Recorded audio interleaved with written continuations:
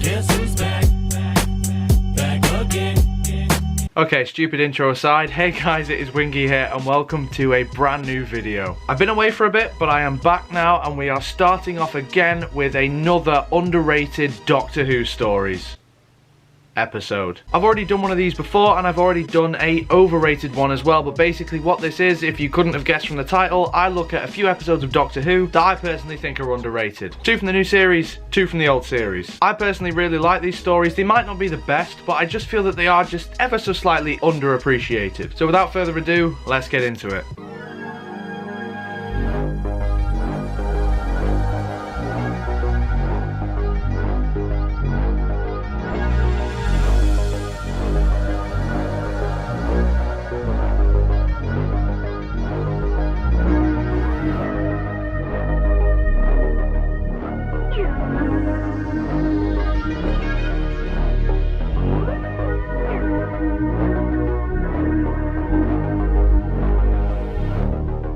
So first of all, I am heading back to the 1980s, and we're going to be talking about Attack of the Cybermen. Now this story, I think, just gets shit on entirely. The Colin Baker era is sort of hit and miss for a lot of people, but for a lot of people they would say it's mostly miss. However, Attack of the Cybermen for me is a criminally underrated gem. The Cybermen being my favourite villains, to me this is like their greatest hits in one story, which is sort of a main criticism of the episode, but at the same time for me, I really love that. Yes, there is a lot of retreading in this episode, but it is still really enjoyable. The violence in this story is ridiculous, but incredible at the same time. From hands getting crushed to people getting brutally murdered, this story just has everything that you would want in a Cyberman story. It's also set on Telos, which actually looks really cool as well. And even though they are sort of gender neutral, the big masculine Cybermen are put up against the really effeminate, delicate Cryons, with some really great camera work of the Cybermen in the sewers, particularly in part 1, to some not so good overlit stuff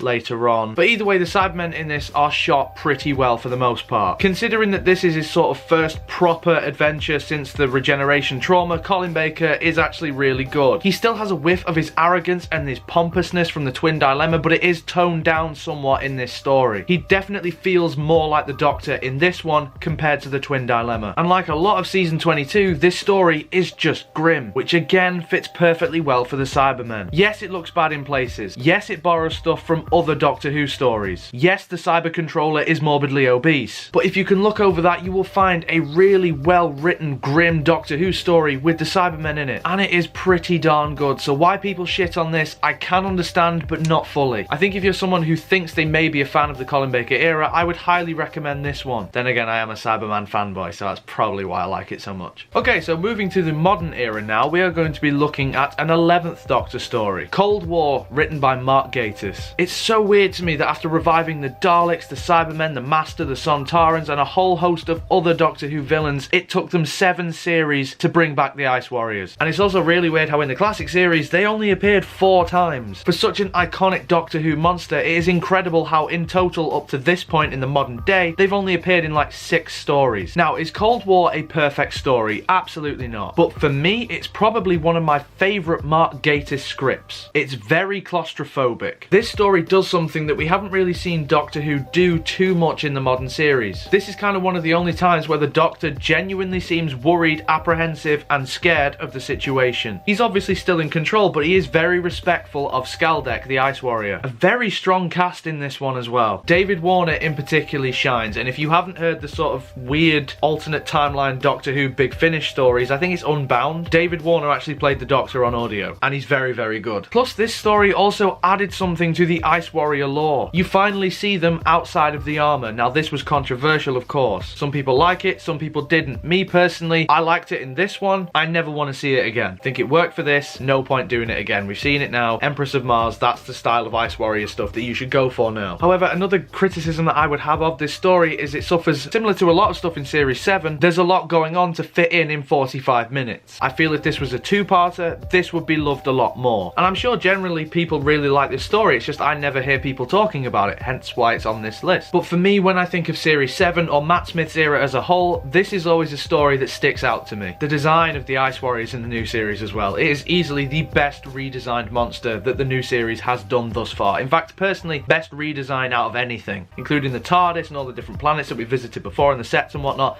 The Ice Warrior redesign is the best one. To me. One gripe, I feel there's a bit too much Clara, not enough Doctor, but that's probably me just hating Clara. So even if it was 99% the Doctor and 1% Clara, that would still be way too much Clara and not enough Doctor, so there you are. But no, really good Ice Warrior story. Not the best one, but out of the new series, oh no, because I do prefer Empress of Mars. Okay, just a bloody good Ice Warrior story. Going back to the 80s again now with Battlefield. Now season 26 is a season that people like to talk about quite a bit. Not only is it really bloody good, but it's also the final ever series broadcast of the classic era. Survival is talked about because, well, it's a good story and it's also the last one. Curse of Fenric, universally praised. Ghostlight, I like it, but I don't know what the fuck's going on in that. But it is still a point of contention. People like to talk about it because of how outlandish and bizarre it is. And then you have Battlefield, which is kind of forgotten about. I rewatched Battlefield recently, and it is a really, really great story. If you're a fan of the stuff with King Arthur and Merlin and stuff like that, it focuses on it in this story. It also hints at the fact that the Doctor himself may actually be Merlin. Not only that, we see the return of the Brigadier for what would be his final ever appearance in Doctor Who. Now, I know he appeared in Sarah Jane Adventures, but that isn't Doctor Who, that's the Sarah Jane Adventures. This is the last time Nicholas Courtney appeared in Doctor Who. Now, originally they were supposed to kill off the Brigadier in this story, but I'm glad they didn't. I think the ending that they gave for the Brigadier in this was a fitting end to the character, retiring once again. Obviously we see him in the Sarah Jane Adventures and we see what he's been getting up to since, but still, it was nice in this one. Jean Marsh plays the main villain in this story, who has been in Doctor Who a number of different times, and I believe she was also married to John Pertwee. But she gives a standout performance in this. She really kind of shows everyone up. Don't get me wrong, I think Sylvester's great, I think Nicholas Courtney's great, I think Sophie Aldred is great, I think all of the cast is great. But Jean Marsh is easily the standout in what I would say is probably her best performance when she's been in Doctor Who. This episode actually really looks good as well. The set underwater where you see the sword, it looks really good, and I think it would fit into the modern series now. Some really cool action sequences in this as well, with Unit fighting against Knights. We also get a new Brigadier, which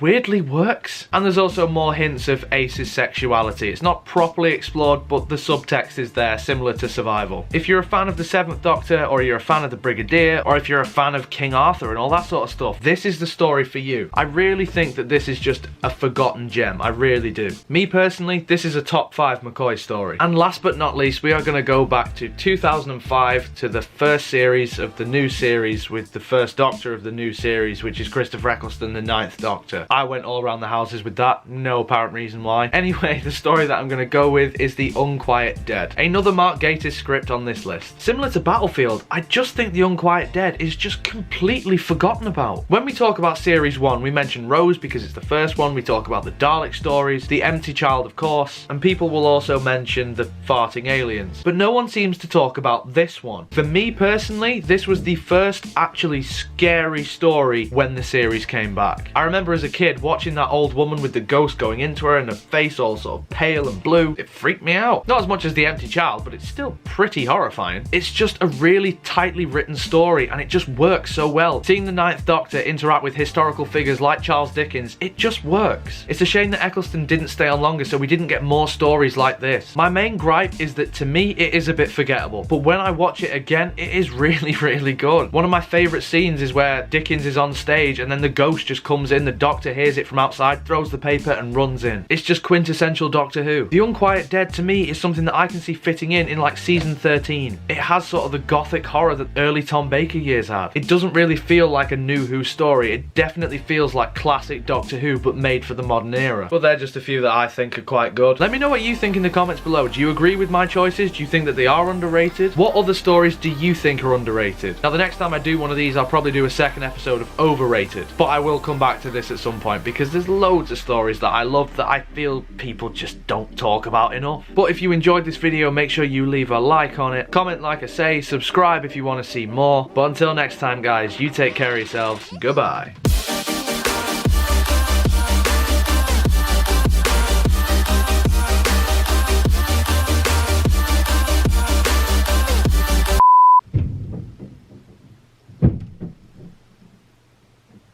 fuck?